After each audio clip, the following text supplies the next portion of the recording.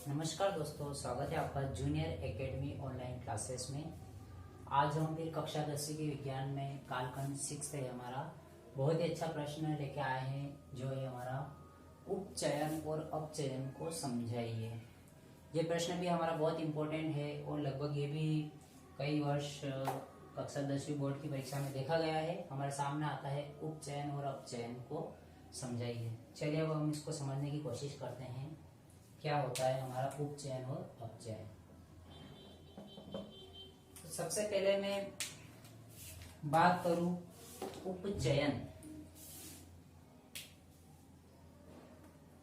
ये मैं थोड़ा यहाँ पे कलर परिवर्तन कर रहा हूँ ताकि अपने को समझने में दिक्कत नहीं होगी, थोड़ा अच्छा लगेगा।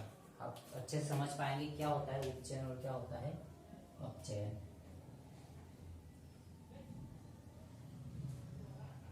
तो दोस्तों, सामान्यतः यदि हम बात करें किसी भी रासायनिक अभिक्रिया में ऑक्सीजन का जुड़ना अर्थात ऑक्सीजन के संख्या का बढ़ना अथवा हाइड्रोजन का बाहर निकलना या हाइड्रोजन की संख्या में कमी होना हमारा कहलाता है उपचयन। इस उपचयन को एक और कहते हैं हम ऑक्सीकरण भी कह सकते हैं। इसको हम क्या कहते हैं?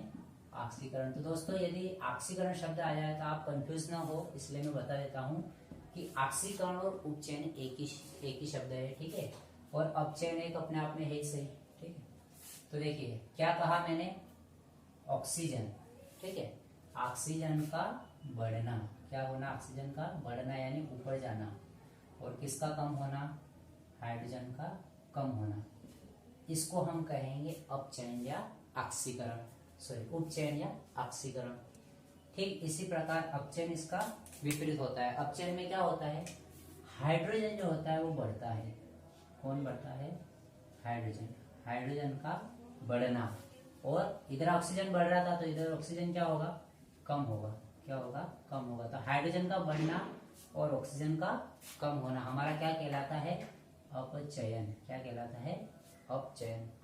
ठीक है, यहाँ तक आपको समझ में आ गया होगा। एक बार और रिपीट कर देता हूं मैं कि उपचयन से या ऑक्सीकरण से तात्पर्य है कि ऑक्सीजन का बढ़ना और हाइड्रोजन का कम होना, यानी किसी तत्व की ऑक्सीकरण अवस्था में वृद्धि होना, ठीक है, क्या कहलाता है? ऑक्सीकरण। अथवा किसी तत्व की ऑक्सीकरण अवस्था में कमी होना क्या कहलाता है? अपचयन।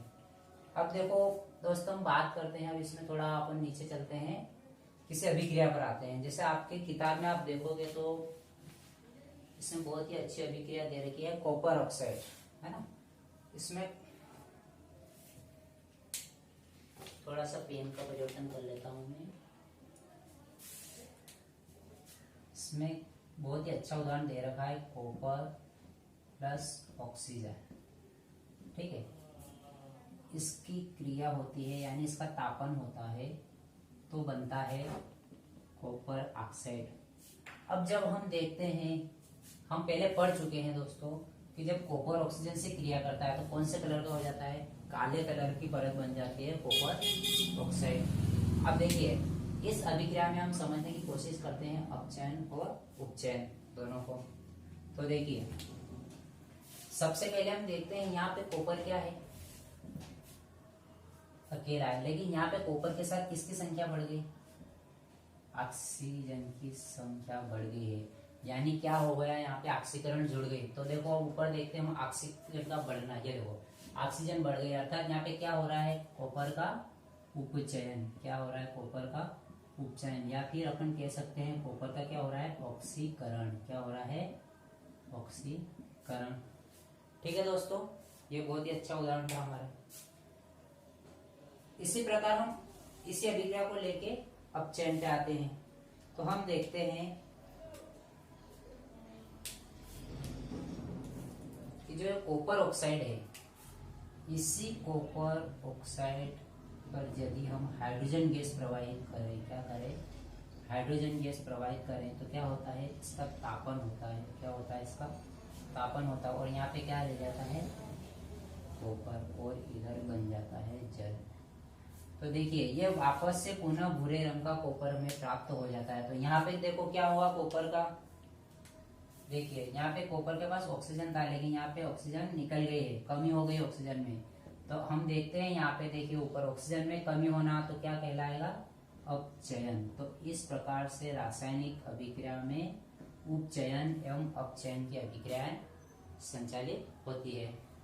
फिर दोस्तों इसको समझने के बाद इसी में एक और चीज आती है, हम देखते हैं रेडॉक्स अभिक्रिया का आपने नाम सुना होगा। एक अभिक्रिया आती है रेडॉक्स अभिक्रिया।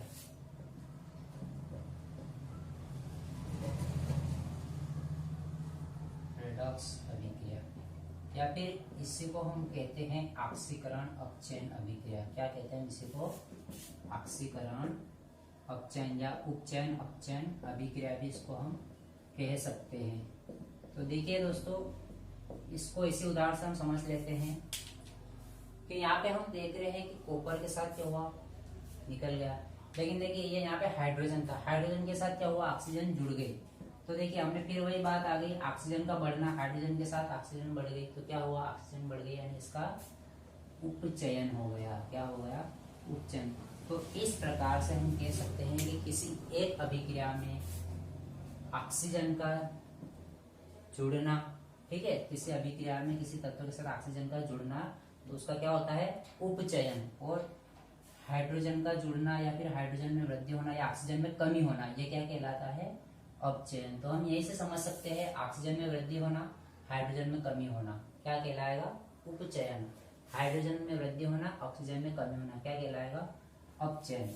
और यदि दोनों अभिक्रिया एक साथ हो रही है, जैसे इस अभिक्रिया में क्या हो रहा, अपचयन भी हो रहा है और उपचयन भी हो रहा है, तो इस प्रकार से उपचयन अपचयन अभिक्रिया यदि एक साथ होती है तो इसको हम सामान्यतः कहते हैं रेडॉक्स अभिक्रिया। क्या कहते हैं, रेडॉक्स अभिक्रिया। चलो इसका एक और उदाहरण में समझा देता हूं आपको रेडॉक्स अभिक्रिया का। तो देखिए दोस्तों, ये एक और आपकी बुक में दिया हुआ है, ZnO की क्रिया कार्बन के साथ हुई है, यहाँ पे जिंक बना है और ये कार्बन मोनोऑक्साइड बनी है। तो देखिए हम यहाँ पे देखते हैं, फिर वही क्या हुआ, यहाँ पे कार्बन थी अकेली, लेकिन यहाँ पे कार्बन के साथ कौन जुड़ गया, ऑक्सीजन। कौन जुड़ गया, ऑक्सीजन की वृद्धि हो गई। तो देखिए यहाँ पे क्या हुआ, वही उपचयन। क्या हुआ, उपचयन हो गया। फिर हम जिंक देखते हैं, देखिए आप यहाँ पे जिंक के साथ कौन जुड़ा है, ऑक्सीजन। लेकिन जब इसकी अभिक्रिया होती है, इसका तापन हो जाता है, तो यहाँ पे जिंक से ऑक्सीजन की कमी हो जाती है, ऑक्सीजन की कमी हो जाती है। तो ये कौन सी अभिक्रिया हो गई, अपचयन। तो इस प्रकार आपको अच्छे से समझ में आ गया होगा कि किस प्रकार से अपचयन और उपचयन की अभिक्रिया जब साथ में होती है तो उसको हम कहते हैं अपचयन उपचयन अभिक्रिया या ऑक्सीकरण अपचयन अभिक्रिया या रेडॉक्स अभिक्रिया। सबसे बड़ी चीज रेडॉक्स अभिक्रिया। तो दोस्तों आपको अब समझ में आ ही गया होगा कि ऑक्सीकरण क्या होता है या उपचयन क्या होता है, अपचयन क्या होता है और रेडॉक्स अभिक्रिया क्या होती है। आज हमने 3 चीजें पढ़ी है, इसको आप पुनः दोहराइए और अगले वीडियो के लिए तैयार रहिए। धन्यवाद।